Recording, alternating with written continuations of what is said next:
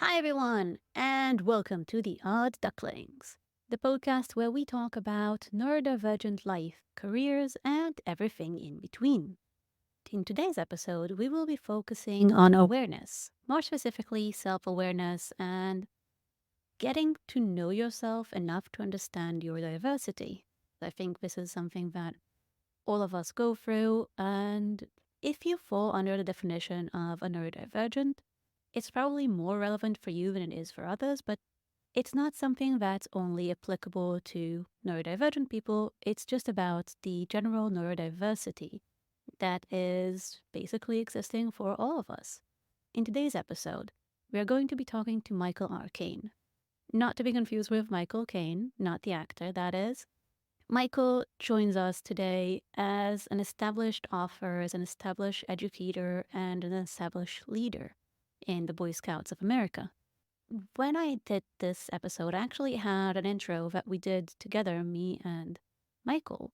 But as I reached a point where I finished editing the episode with Michael, I couldn't help but notice that Michael and Benjamin Stimson, who was our guest on the previous episode, had a lot of similarities to them in the sense that they both ended up choosing double life in that sense and kind of in the same realms. They both are authors and they are both helping neurodivergent people. Michael via education, and if you've listened to the previous episode with Benjamin, he's doing that via being a therapist and basically working with people that need to get a better understanding of themselves.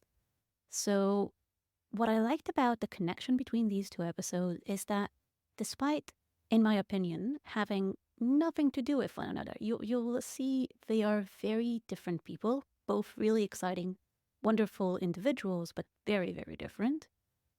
But they also kind of remark on similar topics. So if you haven't heard the previous one and you're listening to this one, I highly recommend kind of doing them both, maybe even together, because I feel like they highlight a lot of similar things from different perspectives. And I found that absolutely fascinating, at the very least. And at most, I think it can actually be beneficial to see a bit of a bigger picture, talking about exploring characters as a way of exploring yourself and many other correlations that you might find.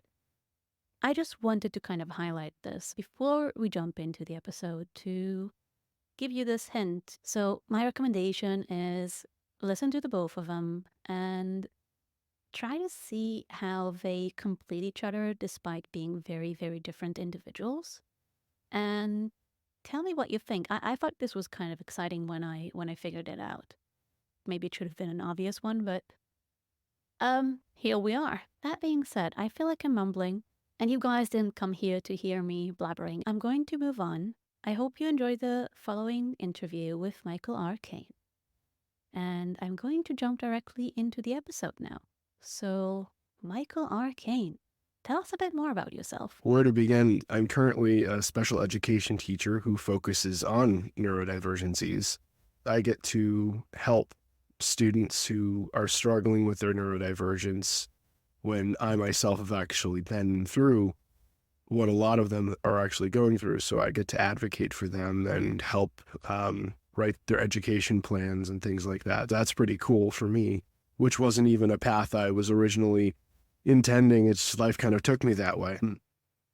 But I'm also an author.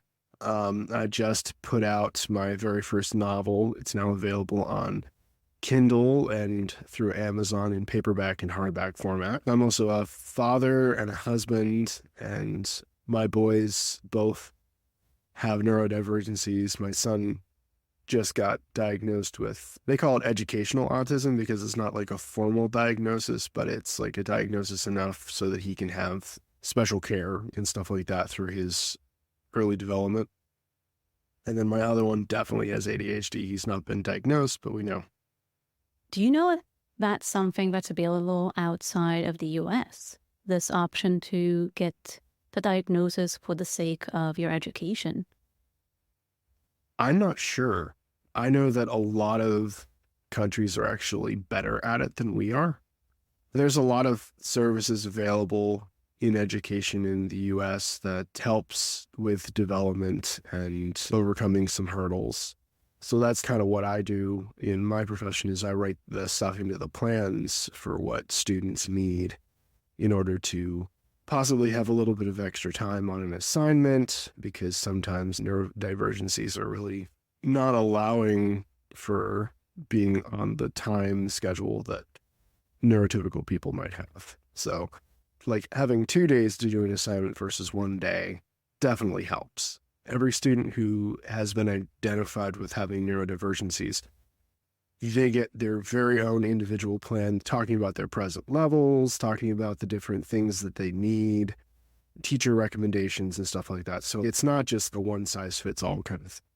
There are some ideas that are one-size-fits-all, but even that's a generalization.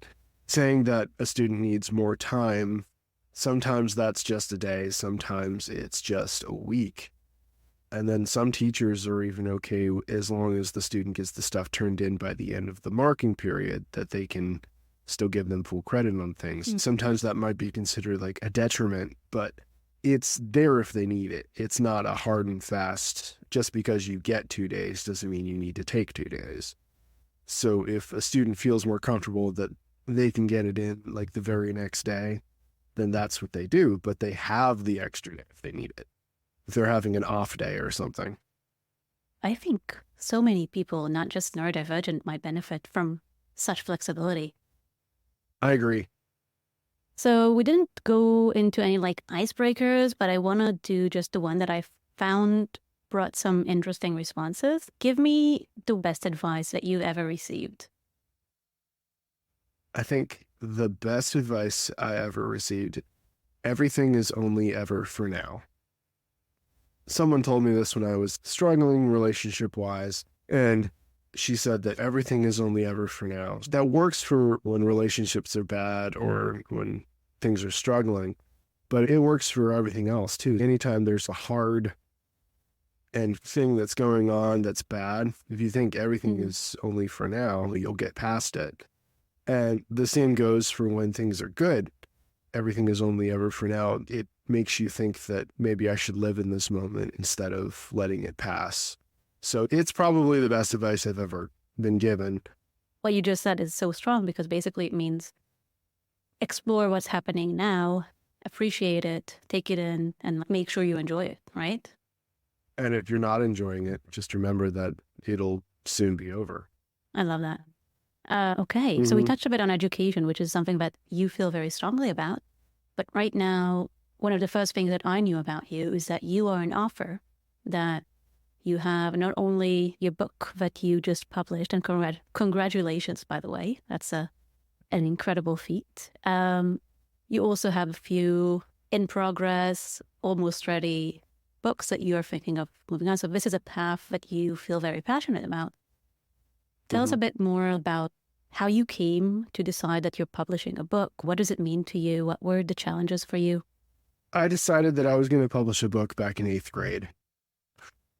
And sat on this the neurodivergent way until time was right.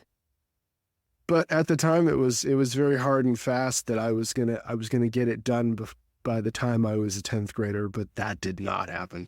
I've gone through a lot of training since then, but back in 8th grade, I was doing vocabulary with my English teacher, and I had to write sentences, and I found that I made the sentences into theme, and so I tried to expand on that, and boy, it was terrible. But that's me looking back on it. Then I was super proud. Yeah, I'm proud that I tried to make that leap back then, but this is 20-ish years in the making trying to get to this part. What brought about the revival of the dream? So throughout high school, I did a lot of extra classes in the English stuff, like creative writing and theater and things like that. And I never lost my passion for English and writing, but I decided that I wanted to be a lawyer, which I don't know why, but because they are both so similar. Oh yeah. Well, they both make things up. That scares me. That might be true, but it scares me. Yeah, well. Okay. They say, lawyer and liar are too close to not be similar. So we're making dad jokes Um, now. Hooray. well, a dad joke becomes a dad joke when it becomes apparent or full grown. My brother is the king of the dad joke, though. He posts on Facebook constantly different dad jokes, and it's just like, I'll send him some of mine occasionally, and he'll post them and take credit for them. But I don't care. Yeah. I give him permission. All right. If that's okay with you, I'd like to jump into the, you say it, the meat and potatoes, I think? Yeah. So let's jump into the meat and potatoes in this case. We've already established that you got to a place where you are happy with what you do as your main job, happy with what you do in parallel, but this process didn't happen in a day. And when we talked before this, you also said at first I was diagnosed with ADHD at a very young age, and autism was a much later discovery. And I wonder if you're willing to tell us a bit more about, I would call it the drop or like the fall or however you want to describe this, but the moment when you started spiraling, not necessarily to a good place, and how you took things from there. One thing that I know definitely comes with neurodivergencies is anxiety and depression. For the most part, those things always come in because we're trying to fit I don't want to say a square peg in a round hole. We're trying to fit like a peg made of a whole bunch of different squiggles and lines into a round hole. But it just doesn't work like that. And so it doesn't matter how much you shove, it's still not going to fit. So back around when I started writing in 8th grade, I started developing the anxiety and the depression because I wasn't always fitting in. And so when you don't fit in and you don't feel comfortable, that's when the depression starts coming in. And so I had moments that I was, thinking very low and I was in such a depressive state that I contemplated suicide and stuff like that, which definitely is the story of a lot of neurodivergent people. I know I've had several students that have told me about moments that they'd contemplated suicide also. We lost 2 students in my school district this year to suicide. Oh my God, I'm so sorry. One of them was a student that I saw every day, and she was a senior, and it was very sad. But I'm so sorry. It's okay. But I couldn't help but see my own stuff with that, because it didn't stop in the early adolescent times too. It only got worse. Thankfully, I never ever went forward with anything too extreme, but the thoughts alone are sometimes just so damaging that it's hard to come back from. That's where the writing comes in for me, because I use that as a fuel to make good literature, because they say usually a tortured soul is what makes good literature. The same with Vincent van Gogh. People say because he was a tortured soul, he made such beautiful paintings.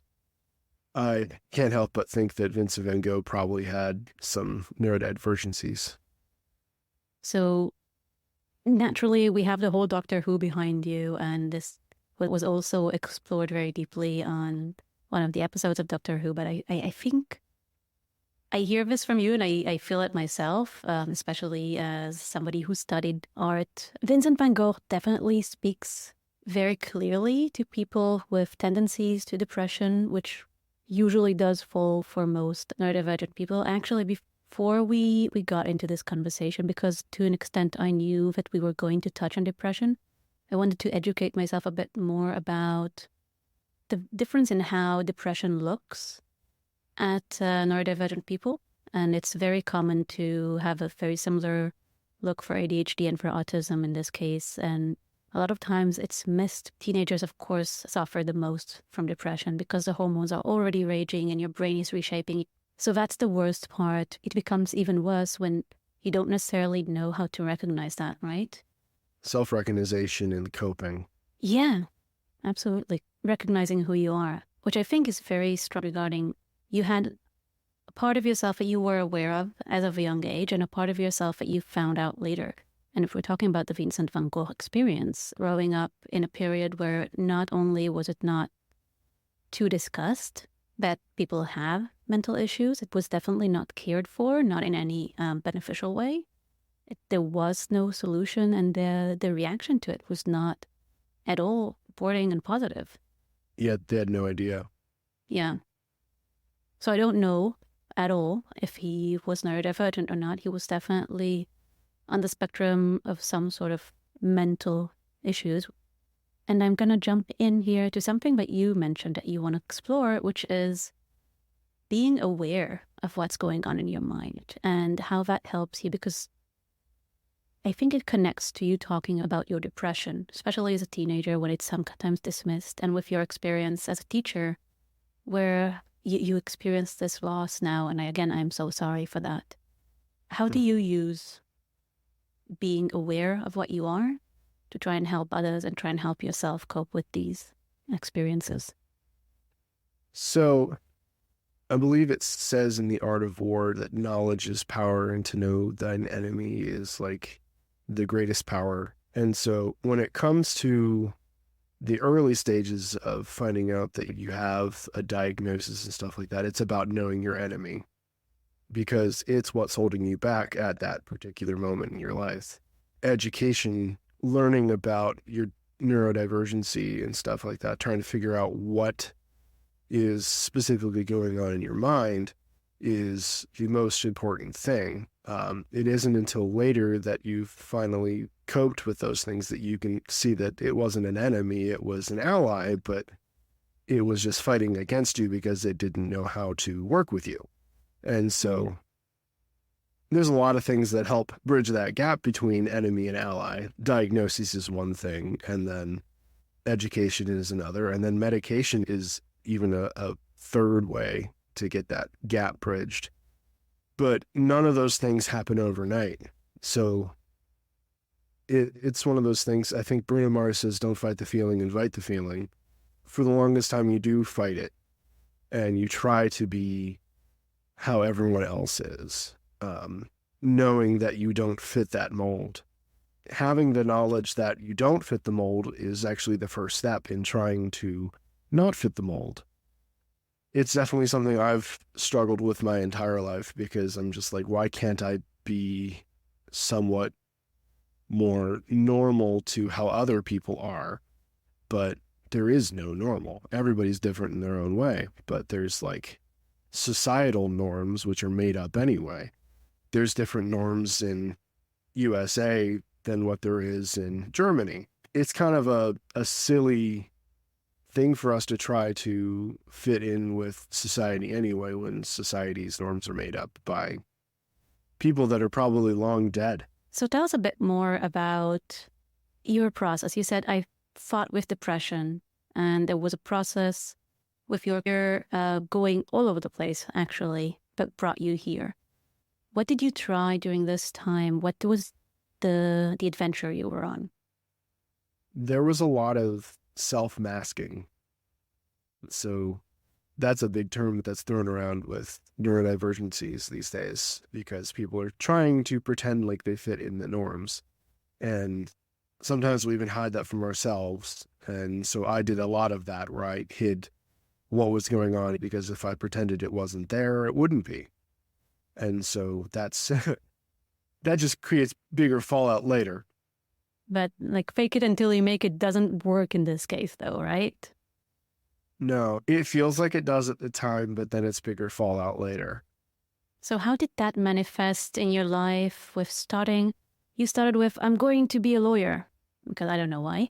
You decided that. And then what was happening from that point? Because it's so different to where you are now. Yeah. The summer after my first year at college, I played in my brother's jazz band, and I was like, I really want to go back into music, because I can't ever stay focused on one thing.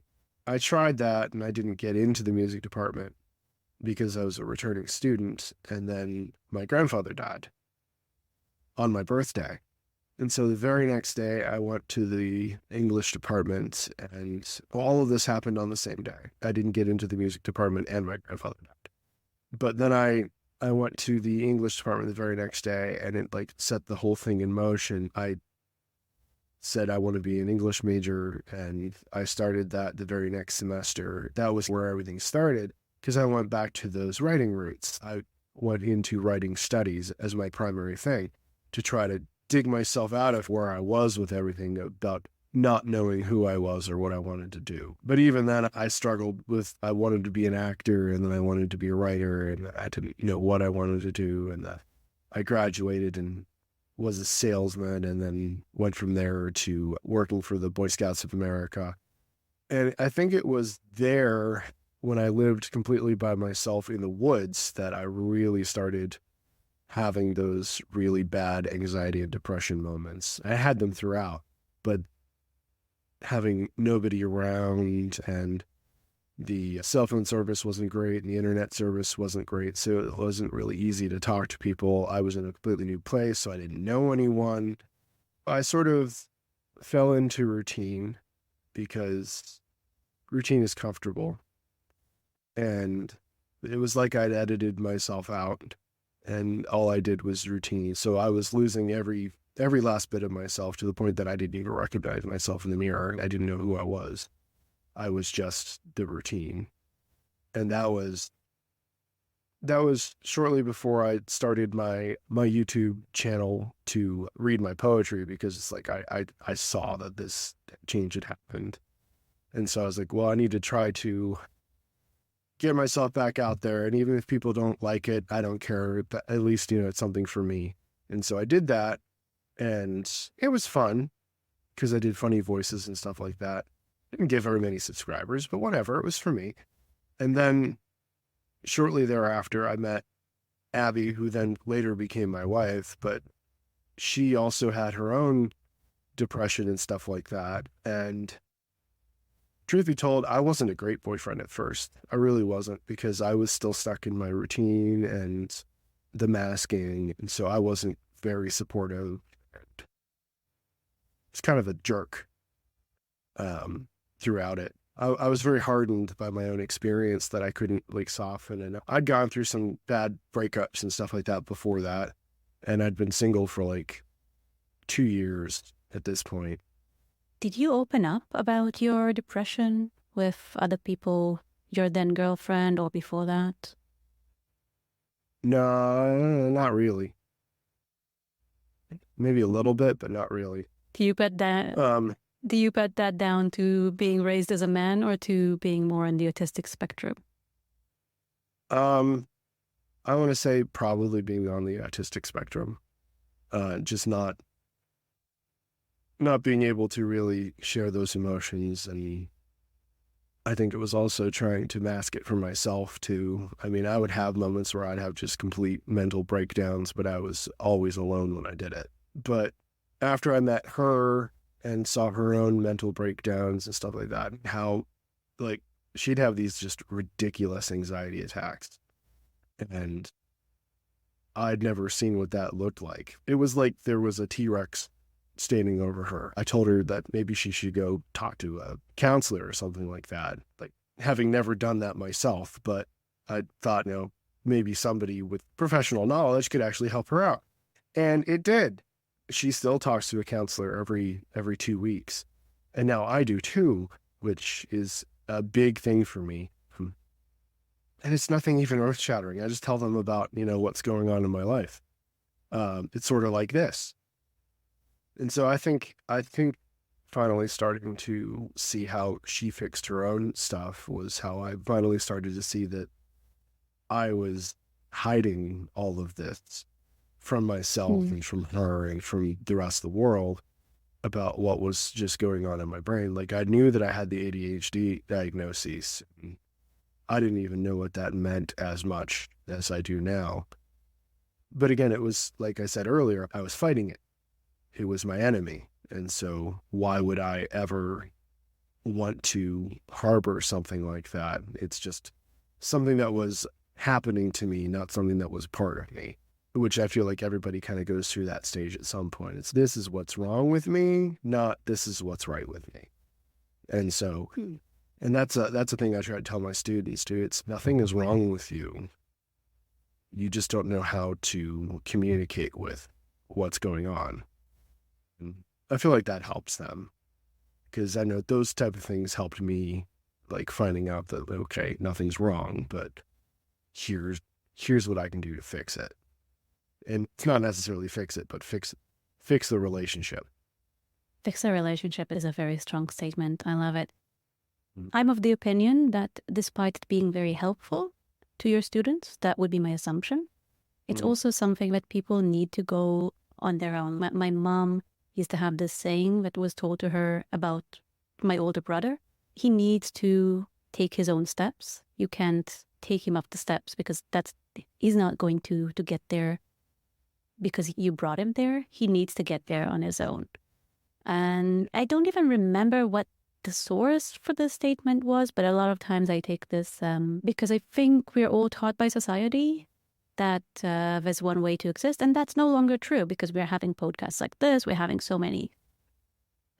Thank God for the internet, as they say. There's a lot of negativity there, but definitely helps us with getting this information. You not knowing about ADHD until now there's so much information out there. And there's so much research and so many people are talking about their experience. And what I love about what you said there is this is my enemy. I had like a little red flag in the back of my head, but I also didn't want to kind of start being tangent about something that's your experience. But then now you just said exactly what I was thinking, which is it's not your enemy. When you mask it, it's an enemy.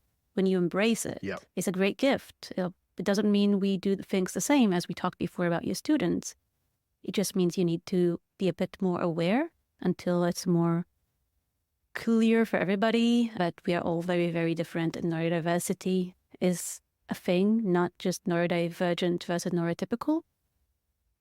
And we get to the point where flexibility and self-awareness is part of the process instead of doing this. And just as you have these quotes jumping up, look, when you're trying to pass an idea, what I have in my head all the time is let's break down the wall, right?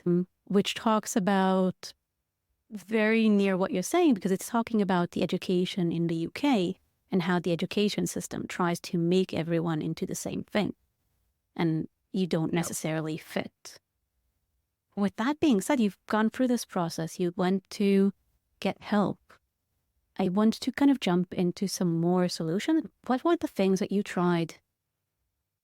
I think the first thing that I tried, honestly, was writing. Because if I made it a character in like a book, then it wasn't me anymore. It was now.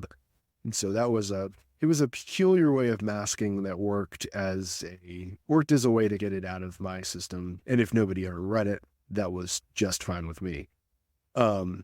Because push it aside and not have to deal with it anymore, because now I've written it down. Now it's somebody else. So it was more of a push it out style of masking. But of course that didn't work because that person was fiction and, well, they couldn't actually fix my problems. So I went about it the wrong way most of the time by just trying to push it out and push it down, as a lot of people do. But my wife, God love her, continued to kind of push me to be my best self. She's like, you need to talk to the doctor about possibly getting on some type of medication to try to help regulate your brain.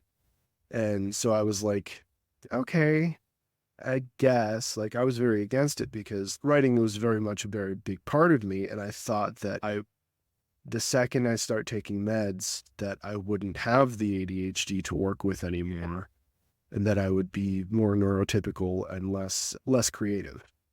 But that was such a wrong thought. It was such a wrong thought because after finally swallowing my pride and taking the meds, it was like I finally had the silence that I'd never experienced. It's like my brain was finally quiet. And I thought that was going to be a problem because I was like, but the ADHD is what helps me write because I've got all these ideas from everywhere. But the ADHD didn't go away. It's just the noise did. And so So I got on just a couple of different functional medications, nothing quite for focus yet. Like, it wasn't until I got re-diagnosed with ADHD that I went on Ritalin. And so I fought that for the longest time because I thought, okay, this is really going to like hinder this whole thing. I was under that misconception. And honestly, after taking it for a while, I realized that I'd been driving through life with the e-brake on when it came to my creativity. And so I started taking the Ritalin and I was like, oh my God, where did all of these thoughts and ideas come from? I didn't have these before this. And I wrote most of Last Train without having any of the meds. And so all of the editing and stuff that I did pretty much was on med. And it made a real big difference for, just the creative side of everything. Because like I said, I'd been driving through life with the e-brake on, and it's like I couldn't move forward fast enough in order to actually cope. And now it's just like all lanes are all ahead full, and we're at like warp factor 10, which is like nearly impossible. But I'm just absolutely chock full of creative ideas now that I've actually started to embrace the ADHD and the autism and all the other neurodivergencies that I have, so that I'm no longer working against them, I'm working with them, and they're actually helping me up all of the creative aspects. And sure, there's still downfalls. Every day is a process. It's not a picture where here I am now, I'm a writer and a teacher and stuff like that, and everything's perfect. I still have moments where it's just absolutely the worst day ever, and I'm completely depressed. Like the other day, I was having a really good day. It was launch day of my book, and I dropped a thing of cookies. And it's just, I went from like 100 to 0 because I dropped the cookies and I felt completely worthless with my life. So it's never going to be perfect. And I don't want anybody to assume that just because I've gotten over a lot of the problems that I'll ever get over all of them. I really appreciate this notion. It's a very important one to say. I completely agree with a lot of what you say. I want to highlight a few things that came up like as you were talking. First, your concern of not being yourself. You called it creativity because when you were looking for yourself, this was such a great part of your self-actualization, what you consider yourself. Other people will have it from a different perspective. It is my experience and my limited knowledge that none of the medication that treat ADHD do actually take away what you see as yourself. It's something that is very often experienced with antidepressants, not for everybody, of course. A disclaimer, I'm just saying this from the knowledge that I've collected. I'm no expert here. And I think basically what you were touching on, like along with other things, is the idea of being open to try medication, to try solutions, to try and embrace what is going on and do something with it, to whether it works or doesn't. And the last thing that you touched on is also something that I want to kind of touch on, because it's not just the idea of it not being constantly perfect. It's also the idea that what the idea for ADHD is with regulating emotions. Because I totally experienced something to that extent where the most ridiculous thing didn't work out. And I was holding my head up high up until that moment. And when you're holding yourself up and it's to some extent masking for yourself and something breaks, it breaks the mask for a second. And then you're feeling all of your emotions all together at once. For me, the medication helps with this a lot. I don't know if it's the same for you. It does to an extent. Usually I'm very even keel. I found out about, 4 months ago that I had bipolar. So that was a fun realization to find out that's why I had a short fuse and things like that. And so now I'm treated for that, and that helped. But even with treatment, it's still always going to be, I don't want to say a battle. There's always going to be days that just suck and then days that are amazing. And you can't, like, what's the doctor say? You can't let the bad spoil the good, but you can't let the nature. I speak in quotes. It's my life. Yeah, that makes sense. In my head, there always is some sort of a quote, usually from a song or whatever. Okay, I want to sum up and I want to be respectful of your time. Sure. So before we leave, is there anything else that you think people should know that we haven't touched on, or something that you think is a good solution to talk to people who experience something the way you do or anything near it? So I want to say that one of the major things is to just try to listen to yourself.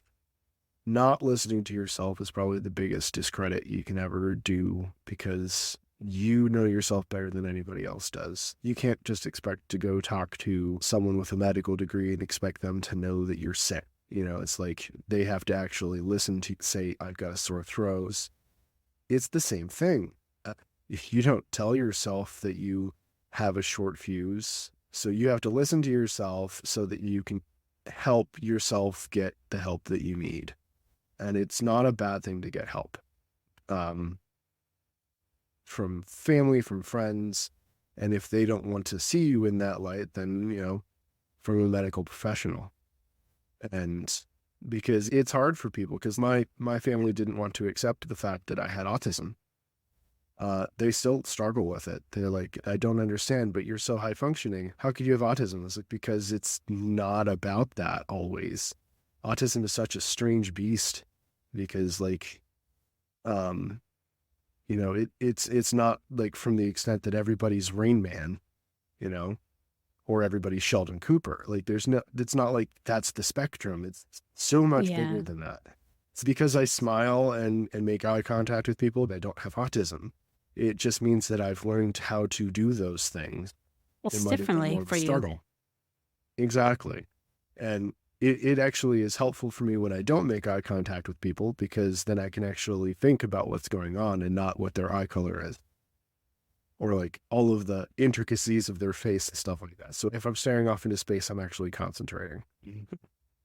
That makes sense. Thank you so much for that. I think we had such an amazing time. You told us so much about your story, about your insights, and about your progress, that I just want to stop for a minute and say how appreciative that I am of you opening up on subjects that are not necessarily easy to open up on, especially, you know, realizing now that you're also bipolar, and maybe in the future when you get a bit more of an understanding how that fit in the picture, we can learn more about this, because I ran into in my research a few people with bipolar who had this ruminating thought that they can't do anything. They can't have a family, they can't have a life or a job. And I think it would be a very strong experience for them to learn that it's possible. So we might revisit that if that would be okay with you. And if the listeners feel like that's interesting, we definitely leave a note or something. I'm definitely going to cover that. And we're going to finish with two last things. First would be if there's anything you want to share with us regarding any content that you think is, you know, bringing happiness to your life. We already talked about Doctor Who, so now none of that. Anything we might have missed that we should be aware of, in context, out of context. It is. Oh yeah, don't worry. So I think as far as like content that brings me comfort is, so like my wife is a strong believer in comfort shows and like revisiting those comfort shows over and over and over again. So like we'll watch Brooklyn Nine-Nine like straight through, and then we'll watch Golden Girls straight through, and then Gilmore Girls straight through, and Friends straight through. And like we'll be in complete like neglect of the stuff that we want to watch, because those things bring us comfort, and we know that if we pause them, we're not missing anything. Or if we go to get a drink or go to the bathroom or whatever, we're not missing anything because we know those things already. I want to say those are definitely some comfort shows. Okay. And that would be naturally something that changes from one person to another. And of course, we can't talk about content without looping into talking a bit about your book.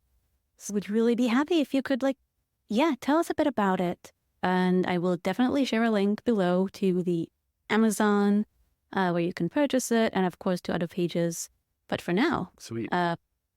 This is the ball is in your court. All right. So the book is a modern take of the classic epistolary style. So for those who are unacquainted with what epistolary means, it means it's a collection of like journal entries and things of that nature. I think actually like Frankenstein was written in the epistolary style, where it's like all journal entries and stuff like that of Dr. Frankenstein. And I think even Dracula, a lot of the popular ones that are still like talked about today that are like in so many different media forms are actually epistolary back in the day when they were written. So I'm kind of bringing sexy back, like Justin Timberlake would say, with epistolary. Most of it is from the journal entries of the main character, Richard Valentine. There's also like newspaper clippings, and there are like transcribed audio. You can scan it with a QR code with your phone, where you can actually hear the audio while you read it to make it more immersive.